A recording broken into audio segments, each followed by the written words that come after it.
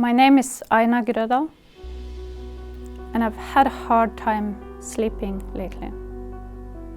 The reason? COVID-19 and its long journey from a Chinese city to some of the most remote communities of the rainforest. The Amazon and the other large remaining rainforests of the world are home to approximately 60 million indigenous peoples. I would like you to meet one of them.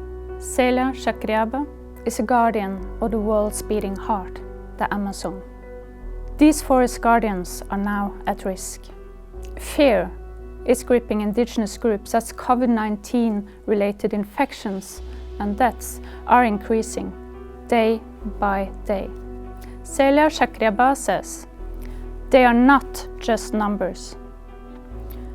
Each indigenous body holds an ancestral spirit. With every indigenous person who dies, a part of our collective history dies. History has shown just how disastrous it can be when indigenous peoples are subjected to diseases from the outside world.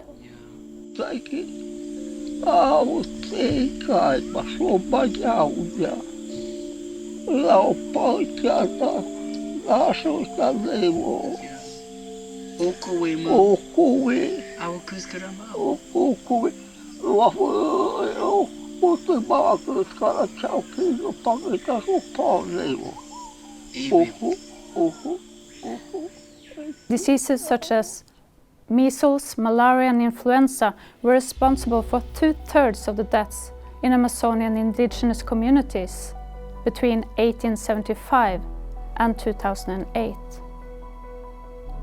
Just mentioning the word sarampo, Portuguese for measles, would create fear in Brazilian communities in the rainforest.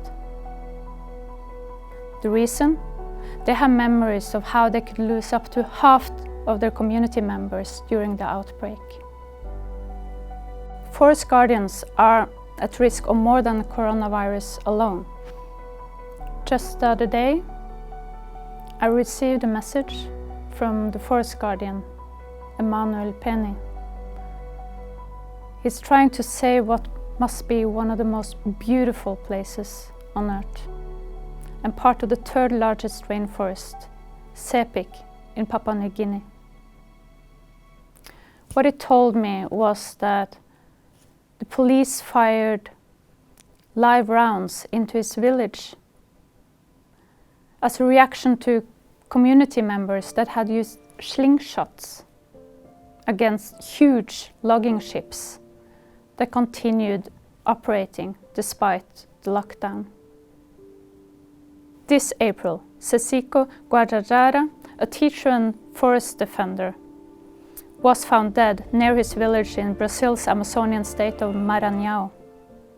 To the BBC, the leader of his community said, "We are mourning his death. We are protecting the forest for all humanity, but powerful forces are out to kill us." Forest guardians are killed, and there are reports of increased deforestation. Loggers, extractive industries, and even governments take advantage of the situation. Então, para isso precisa ter esforço nosso aqui, enquanto estamos nesse momento de tranquilidade no aspecto de cobertura de imprensa, porque só fala de Covid, e ir passando a boiada, e mudando todo o regramento, e simplificando normas. Isso aí vale muito a pena.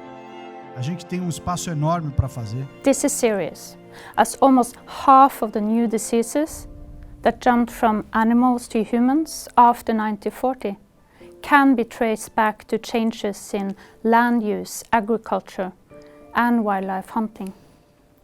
There are several warning flags.